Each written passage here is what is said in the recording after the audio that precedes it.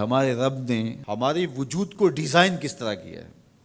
ہم جب کھانے لگتے ہیں تو سب سے پہلے ہم اس کھانے کو دیکھتے ہیں، اس کے اوپر کوئی نجاست تو نہیں لگی، کوئی غلاظت تو نہیں لگی۔ پہلے آنکھ اس کو چیک کرتی ہے، اس کے بعد پھر ہاتھ سے ہم لقمہ توڑتے ہیں یا اس چیز کو اٹھاتے ہیں تو ہمارا ہاتھ دیکھتا ہے کہ اس کے اوپر کوئی ایسی سختی تو نہیں ہے کہ جو ہمارے لیے تکلیف کا سبب ہو۔ پھر مالک نے ہماری ناک کو ہمارے منہ کے قریب رکھا ہے۔ ہماری آنکھیں دیکھتی ہیں، سونگھتی نہیں ہیں۔ ہمارا ہاتھ پکڑ کے محسوس کرتا ہے لیکن سونگھتا نہیں ہے۔ اب اس چیز کو ہم اپنے منہ کے قریب لانے لگے تو سب سے پہلے جو ہے وہ اس کو اس سینسر سے گزارا گیا کہ اس کے اندر کوئی معمولی سمیل بھی ہوئی تو یہیں سے چھوڑ دیں گے۔ لائے تھے ہم حلال رزق سے، لیکن پھر بھی ہم نے اس کو آنکھ سے چیک کیا، پھر ہاتھ نے چھوا، پھر سونگا۔ اس کے بعد پھر اب ہم زبان پہ رکھیں گے۔ اب ہمارے رب نے زبان کو 3 حصوں میں تقسیم کیا ہے۔ زبان کی جو نوک ہے اس کے اوپر نمکیات کو چکھنے کے ذائقے رکھے ہیں۔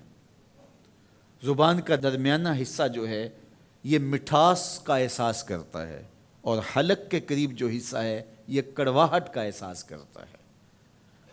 تو اب اس کو زبان پر رکھ کے چکھا کہ یہ بد ذائقہ تو نہیں ہے۔ اب زبان نے بھی کہہ دیا کہ اس کا ذائقہ بھی ٹھیک ہے۔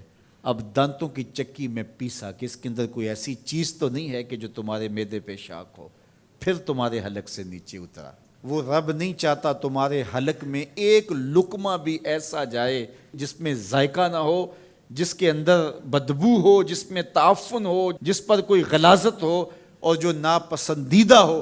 تمہارا رب چاہتا ہے تم طیب لو، ستھرا لو، تاکہ تمہارا ظاہر بھی ستھرا ہے، تمہارے وجود کا حصہ بننے والی غذا جو ہے وہ بھی پاک اور ستھری ہو۔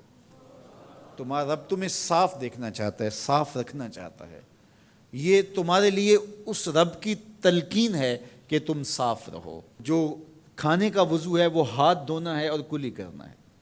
جب تم کھانا کھانے لگو تو ہاتھ دھو لو اور اس کے بعد کلی کرو، اور اس کے بعد کھانا شروع کرو، اور کھانے کے بعد پھر دوبارہ کلی کرو۔ اور ہمیں بار بار مسواک کرنے کی تلقین کی گئی۔ مسواک منہ کو صاف کرتی ہے اور رب کو راضی رکھتی ہے۔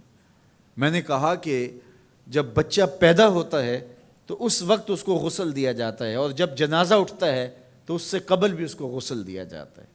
غسل سے کہانی شروع ہو کے غسل پہ ختم ہوتی ہے۔ اور ادھر صفائی اور ستھرائی کی کہانی یہ ہے کہ جب تک بچہ اپنے دانت صاف کرنے کی اہلیت نہیں رکھتا اتنی دیر تک دانت ہی نہیں اگتے، اس لیے کہ اب یہ صاف نہیں کر پاتا۔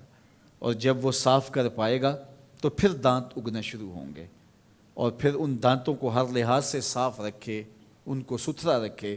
میرے اور آپ کے آقا و مولا حضور ختم المرتبت صلی اللہ علیہ وآلہ وسلم کا جب آخری وقت آیا اور حضرت اسرائیل علیہ السلام قبض روح کے لیے اجازت طلب کر رہے تھے تو حضور نے فرمایا عائشہ مسواک دو، تو حضور کو مسواک دی گئی۔ نکاحت تھی، کمزوری تھی، اور مسواک سخت تھی، تو حضور نے ارشاد فرمایا عائشہ اس کو چبا کے دو۔ تو ام المومنین سیدہ عائشہ رضی اللہ تعالیٰ عنہ فرماتی ہیں میں خوش قسمت ہوں کہ آخری لمحات میں میرا لعاب اور حضور کا لعاب مل گیا۔ تو انہوں نے چبا کے نرم کر کے حضور کو مسواک دی، اور حضور نے اس آخری وقت میں جب انتہائی نکاحت اور کمزوری تھی مسواک کی کہ میں اپنے رب کے حضور حاضر ہو رہا ہوں۔